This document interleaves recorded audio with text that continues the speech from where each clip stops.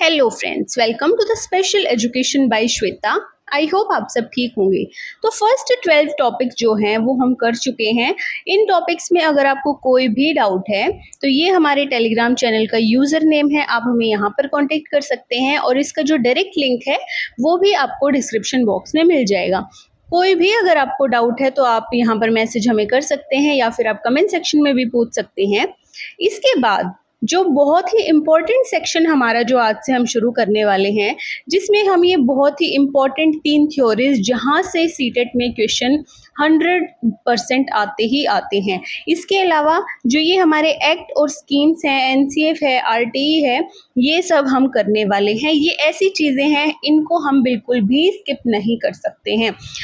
At least आप इन theories को तो बिल्कुल भी मिस ना करना, ठीक है। तो ये जो है हम आज स्टार्ट करने वाले हैं। तो आज की वीडियो में हम करेंगे एनसीएफ 2005। तो स्टार्ट करते हैं। तो सबसे पहले हम एक चीज़ देखते हैं कि स्कूल में कुछ बुक्स होती हैं जिनसे बच्चों को पढ़ाया जाता है, कुछ एक्टिविटीज़ भी करवाई जाती हैं। और आपने नोट किया होगा कि जो बुक एक स्कूल में है वही दूसरे स्कूल में होती है। तो अब एक चीज़ सोचकर देखिए कि ये चीज़ डिसाइड कौन करता है कि हमारी बुक्स कैसी होंगी, हमें कैसे पढ़ाया जाएगा, कैसे हमारे एग्ज़ाम्स होंगे, कैसे बच्चे की जो होलिस्टिक डेवलपमेंट है उस पर ध्यान दिया जाएगा। तो देखो, एक टीचर या फिर एक स्कूल तो ये सब नहीं डिसाइड कर सकता अपने मन से, क्योंकि अगर एक टीचर या फिर स्कूल डिसाइड करेगा तो वो बस अपने स्कूल के लिए करेगा। हम देखते हैं कि जो हमारे आसपास के जितने भी स्कूल्स हैं सब में सेम बुक्स होती हैं, ठीक है, उनकी में भी सेम एक्टिविटीज़ करवाई जाती हैं।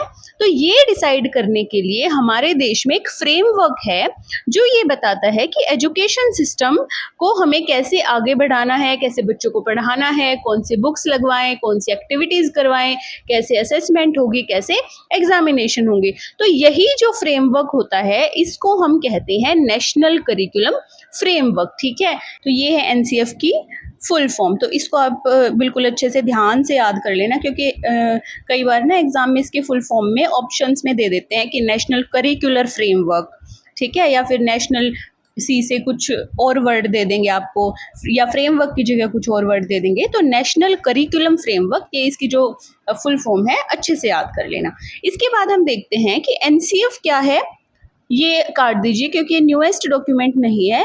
इससे भी जो नया डॉक्यूमेंट है वो है एनसीएफ 2023। इसको भी हम एक वीडियो में एक दिन कवर कर लेंगे।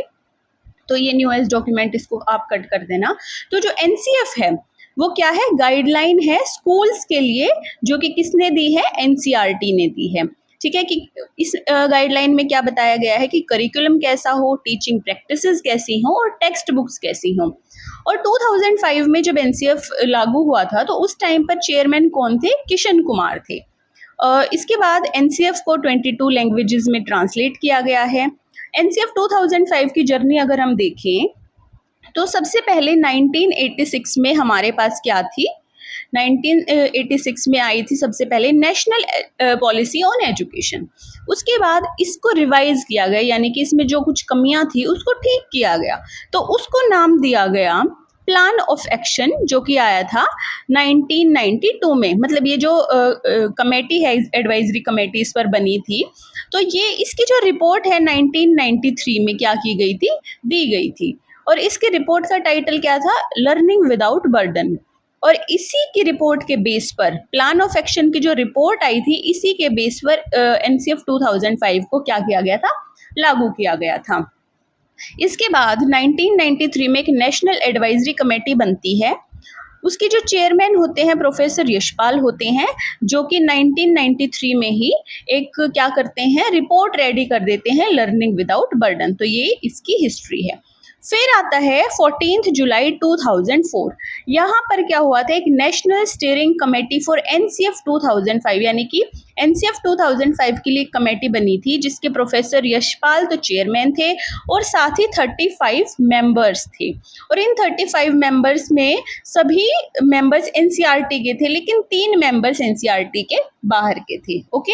और किशन कुमार, जो कि उस टाइम पर डायरेक्टर थे एनसीईआरटी के, चेयरमैन थे एनसीईआरटी के, वो इस कमेटी के इंस्ट्रक्टर भी बने। तो ये था छोटा सा इंट्रोडक्शन। अब हम देखते हैं, फर्स्ट एनसीएफ आया 1975 में, सेकंड आया 1988 में और थर्ड आया 2000 में ये बिहेवियरिस्ट अप्रोच को फॉलो करते थे। उसके बाद फोर्थ जो एनसीएफ हमारा आया वो आया 2005 में, जो कि कंस्ट्रक्टिविज्म पर बेस्ड था। इसके बाद जो हमारा फिफ्थ एनसीएफ है वो कब आया, 2023 में। ठीक है, इसके बारे में भी हम नेक्स्ट वीडियोज में पढ़ लेंगे। फिर जो एनसीएफ 2005 है ये लर्निंग विदाउट बर्डन को फॉलो करता है और इसका ऑब्जेक्टिव क्या है, जो हमारी रियल लाइफ है उससे कनेक्ट करना हमारी लर्निंग को। तो ये चीजें आपको समझ आ गई। अब हम देखते हैं सिविलाइजेशन एंड प्रोग्रेस, यानी कि सभ्यता एवं प्रगति। ये एक ऐसे है, ये ऐसे किसने लिखा है, रविंद्रनाथ टैगोर ने लिखा है। तो जो हमारा एनसीएफ 2005 है ना वो इसी पर बेस्ड है, इसी ऐसे पर बेस्ड है। और इस ऐसे का बेस क्या है, यानी कि इस ऐसे में अगर हम कुछ मतलब निकाले तो वो क्या है, मोटिवेशन है। ये चीजें क्लियर हो गई आपको। अब हम देखते हैं जो हमारे एनसीएफ 2005 के कुछ 5 प्रिंसिपल्स हैं। कितने प्रिंसिपल्स हैं, 5 प्रिंसिपल्स हैं। सबसे पहले तो रोट लर्निंग को खत्म करना, यानी कि बच्चों को रट्टा मारकर कुछ भी नहीं सिखाना। ठीक है, रोट लर्निंग से बच्चों को यानी कि एजुकेशन को दूर रखना। कनेक्ट नॉलेज आउटसाइड स्कूल, यानी कि अपने स्कूल से बाहर की जो चीज़ें हैं, हमारी सोसाइटी है, हमारा सराउंडिंग्स है, स्कूल से बाहर यानी कि स्कूल की दीवारों से बाहर निकलकर जो दुनिया शुरू होती है उससे नॉलेज को कनेक्ट करना। एग्जाम को क्या बनाना, फ्लेक्सिबल बनाना। करिकुलम एनरिच हो, यानी कि टेक्स्ट बुक से बाहर निकलकर बच्चा सोचे, ऐसा करिकुलम डिजाइन करना।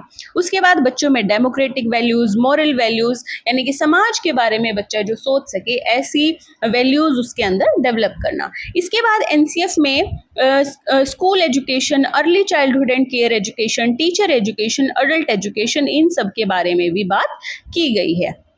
अब हम देखते हैं इसमें 5 चैप्टर्स हैं। उन चैप्टर्स में क्या क्या है, सबसे पहले फर्स्ट चैप्टर है पर्सपेक्टिव। इसमें हमारे एजुकेशन के क्या गोल्स होने चाहिए, लर्निंग विदाउट बर्डन कैसे काम करे, कैसा होना चाहिए और क्वालिटी एजुकेशन बच्चे को दी जाए, इसके बारे में बात की गई है। लर्निंग एंड नॉलेज में कंस्ट्रक्टिविज्म, यानी कि बच्चा खुद अपनी नॉलेज को कंस्ट्रक्ट करे। लर्निंग बाय डूइंग, यानी कि अपने टास्क को खुद करके उनसे लर्निंग को गेन करे। एक्टिव पार्टिसिपेशन, इसकी बात की गई है। थर्ड चैप्टर जो कि सबसे लार्जेस्ट चैप्टर है, इसमें curriculum area, school stage assessment, ये चैप्टर का नाम है।